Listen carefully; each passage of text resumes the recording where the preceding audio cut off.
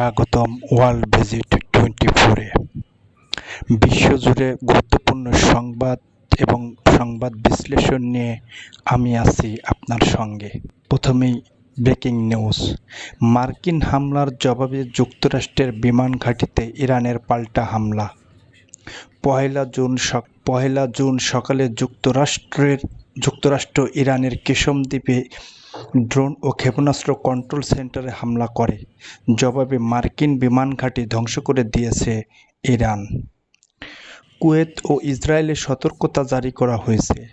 কুয়েতের আকাশ প্রতিরক্ষা ব্যবস্থা সচল করা হয়েছে।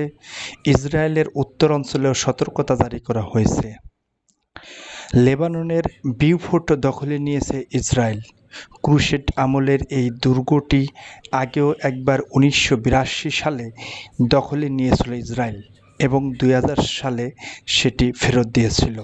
আবার পুনরায় 2026 সালে সেটি দখলে নিল। আওয়ামী লীগের বর্ষিয়ান নেতা ও সাবেক ডাকসু ভিপি তোফায়েল আহমেদ ইন্তেকাল করেছেন। ইন্না লিল্লাহি ওয়া ইন্না ইলাইহি রাজিউন। বেলা 3টার দিকে স্কয়ার হাসপাতালে তার মৃত্যু হয়।